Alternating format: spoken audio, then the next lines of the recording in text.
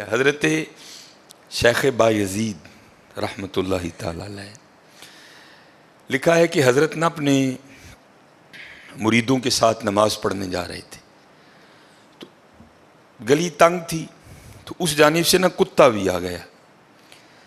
تو ظاہر ہے اگر تلقین آئی غیب سے کوئی دل میں خیال تو آیا ہوگا نا. تو حضرت نے اپنے کپڑوں کو بڑا سمیٹا اور سائڈ پہ ہو گئے کہ کتا گزر جائے کہیں میرے کپڑوں سے لگ ہی نہ جائے. یہ تو پھر یہ تلقین آئی غیب سے. وہ جو کتا ہے نا وہ بول اٹھا, عرض کرتا ہے بایزید کیوں مجھ سے اتنی نفرت کر رہے ہو؟ آپ نے فرمایا تو نجس ہے, میں نماز پڑھنے جا رہا ہوں, میرے کپڑے خراب کر دے گا, میں تو اس لیے پیچھے ہٹا ہوں. تو کتا آگے سے کہتا ہے حضرت اگر میں گیلا ہوں تو پھر نجس ہوں, پھر ناپاک ہوں, اگر خشک ہوں تو پھر تو میں ناپاک ہی نہیں, اگر آپ کے کپڑوں سے لگ بھی گیا تو کچھ نہیں ہوگا, اگر گیلا ہوں تو لگ گیا تو پھر آپ کے کپڑے ناپاک کروں گا.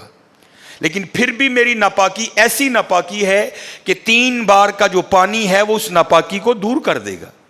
اگر آپ کے کپڑوں سے لگ گیا نا 3 بار, اگر آپ اپنے کپڑوں کو پانی سے دھوئیں گے تو کپڑے پاک ہو جائیں گے.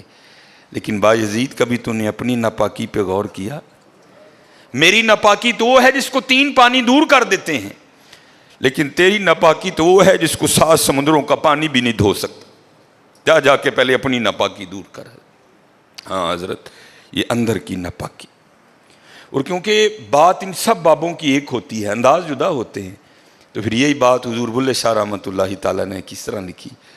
آپ فرماتے ہیں پھلاں داتو عطر بنا, پھلاں داتو عطر بنا, عطر دا پھر تو کڈ دریا, دریا وچ پھر تو ڈبکیاں لا. ذرا بات کی گہرائی تک جانا. حالا عطر کیا ہے؟ تھوڑا سا شیشی پہ لے کے اپنی ہتھیلی پہ لگایا, اس طرح کر کے جسم پہ لگا دیا, جہاں سے گزرو گے وہاں سے بھی پتا چلے گا اس بندے نے عطر لگایا ہے. اگر تھوڑی امپورٹڈ شیشی ہے تھوڑا سا خود پہ سپرے کر لو, جہاں سے گزرو گے وہاں سے بھی پتا چلے گا کہ اس نے عطر لگایا. عطر تو اتنا سا بھی ہو تو وہ بو کو دور کر دیتا ہے, ختم کر دیتا ہے وہ. لیکن کتنا گہرا مصرع ہے, پھلاں دا تو عطر بنا, عطر دا پھر تو کڈ دریا. تھوڑا سا لگانا نہیں, پھلاں دا تو عطر بنا, عطر دا پھر تو کڈ دریا, دریا وچ پھر تو ڈبکیاں لا, پھر بھی تیری بو نہیں مکنی, پہلوں اپنی میں مکا. پہلوں اپنی میں مکا. انہوں نے تو بنایا تھا فقیر, چل تو آج تو بعد ساڈا فقیر لے, لیکن یہ میں اس نے پھر موقع ضائع کر دیا. میں حضرت پھلاں دا تو عطر بنا, عطر دا پھر تو کڈ دریا, دریا وچ پھر تو ڈبکیاں لا, پھر بھی تیری بو نہیں مکنی, پہلوں اپنی میں مکا. اور جس نے مکا لی حضرت اس کا کام بن گیا. وہ تو ہے ہی کریم. ہاں, اور کتنے کریم ہیں میں آپ کو بتا نہیں سکتا حضرت. یہ ہفتے کی رات تھی, جو پچھلا ہفتہ گزر گیا نا, جس طرح کل ہفتہ آئے گا. یہ بھٹر میں پروگرام تھا, تو پروگرام پہ گئے, وہاں سے مجھے آتے آتے نا تقریباً 12 بج گئے. جب میں گھر آیا نا تو چھوٹا بیٹا میرا, سب سے چھوٹا ابراہیم, بڑا رو رہا تھا.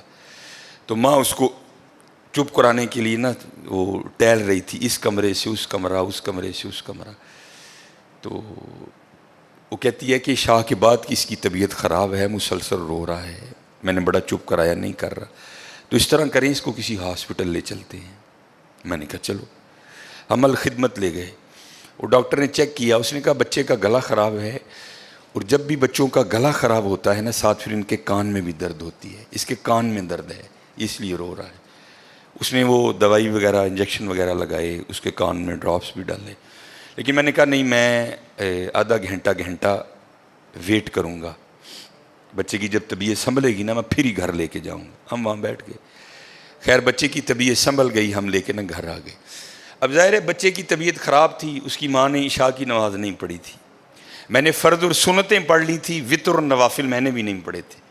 وہ بچہ سو گیا, ہم نے اس کو چارپائی پہ لٹایا, آگے میں نے نماز شروع کر دی, میرے پیچھے میرے بیٹے کی ماں نے نماز شروع کر دی. اب میری وطروں کی نا دوسری رکعت تھی, ظاہر ہے ماں بھی یہاں ہی ہوگی, وہ فرض پڑھ رہی تھی، میں وطر پڑھ رہا تھا، یا اس کی تیسری رکعت ہوگی یا اس کی بھی دوسری ہوگی یا چوتھی ہوگی.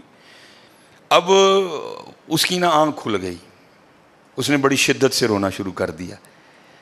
تو ہر مسئلے کی روح سے آپ نماز توڑ سکتے ہیں، کیونکہ وہ چارپائی سے بس گرنے ہی والا تھا. دودھ ابل رہا ہے، بی بی نماز پڑھ رہی ہے، نماز توڑ کے دودھ بچائے. کوئی کنویں میں گر رہا ہے، نماز توڑ کے اس کو بچاؤ. پہلے توڑ سکتے تھے، لیکن میں نے کہا نہیں، میں نہیں توڑنی. کوئی بات تھا نا حضرت، محبت تو تھی اولاد کی لیکن دل تھوڑا سخت. لیکن ادھر کیا تھا؟ ادھر ماں تھی حضرت. اس نے کیا کیا؟ اس نے نماز توڑ کے نا بچے کو جا کے چارپائی سے اٹھا کے سینے سے لگا لیا. اب میں نے وطروں کی تیسری رکعت پڑھی تو میں مصلی پہ بیٹھ کے نا میں رو پڑا. ہائے، نبی علیہ السلام نے کیا فرمایا کہ اللہ جل شانہ بندے سے 70 ماؤں سے بڑھ کے پیار کرتا ہے. یار اگر ایک ماں کی محبت یہ ہے تو پھر اس کی محبت کیا ہوگی؟ اگر ایک ماں کی محبت یہ ہے کہ اس نے نماز توڑ کے بچے کو سینے سے لگا لیا، تو پھر تصور کرو حضرت، جو 70 ماؤں سے بڑھ کے پیار کرتا ہے اس کی محبت کیا ہوگی؟ لیکن بات پھر وہی ہے حضرت، ہم تو مائل با کرم ہیں، لیکن کیا ہم تو مائل با کرم ہیں، لیکن آگے سے کیا؟ جب یہ وہ بچہ تھا نا، میں نہیں تھی حضرت اس میں. وہ تو پوری شدت سے رو رہا تھا، مجھے بٹھاؤ، مجھے اٹھاؤ، مجھے بچاؤ، مجھے بچاؤ. شدت تھی نا حضرت، اس شدت نے ماں کو مجبور کر دیا کہ اس نے نماز توڑ کے بچے کو اٹھایا.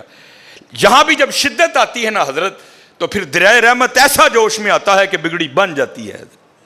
لیکن پھر کیا ہے؟ ہم تو مائل با کرم ہیں، کوئی سائل ہی نہیں.